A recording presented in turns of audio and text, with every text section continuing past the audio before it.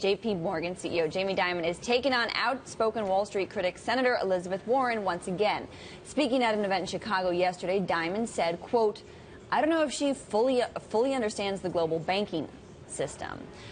These two have had sort of an acrimonious public relationship at one point. Actually, in Senator Elizabeth Warren's book, she recalls an episode where Jamie Dimon had come into her office and she said, hey, you know, there might be some new regulation that's going to cost you coming up. And he apparently leaned back in his chair and said, hit me with a fine.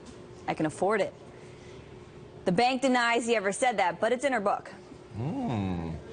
I can't understand what Jamie Dimon is thinking here. I really can't. I know how he feels. I've spoken to him about it myself.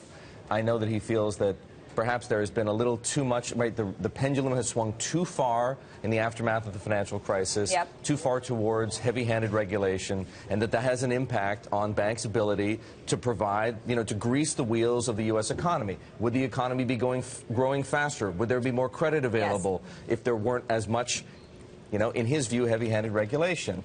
And we wouldn't be talking about things like bond market liquidity, for example, if regulators had taken more care to draft rules that allowed the banks to continue functioning in a way that is of benefit to the economy.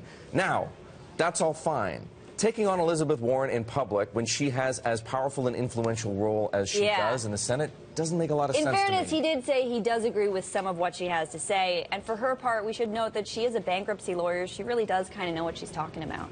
Listen, you don't have to work at the bank to understand how it works. I'm not saying that Elizabeth Warren isn't an incredibly intelligent individual. She is. But does she understand all the intricacies? Well, now that